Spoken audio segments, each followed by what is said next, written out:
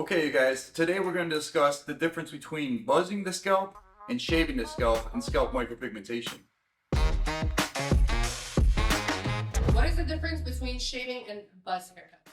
The difference between shaving and buzzing the scalp in SMP is when you're shaving the scalp, that requires a lot more dots per square inch, and you have to cover a lot more space, which requires more time for the artist. When you buzz the scalp with SMP, the dots tend to be a little bit bigger because you want to match the existing hairs.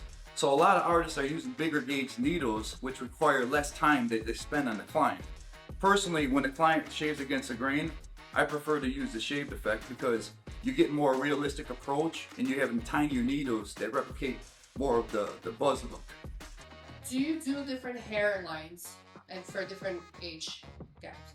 So depending on the face structure, that's going to determine what kind of hairline that we're going to do on the client. So what we'll do is we're going to tell the client our personal opinion, and then we're going to say if the client's happy with their hairline, then we're going to proceed with their hairline.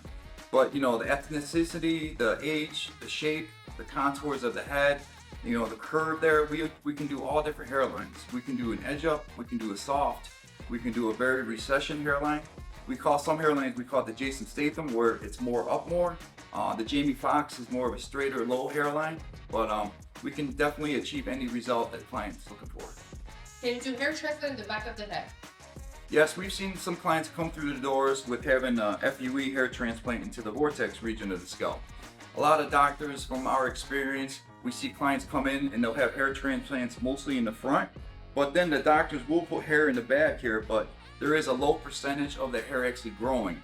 So that's where SMP comes into play, and we make up for the lost hair density that the hair transplant can't give.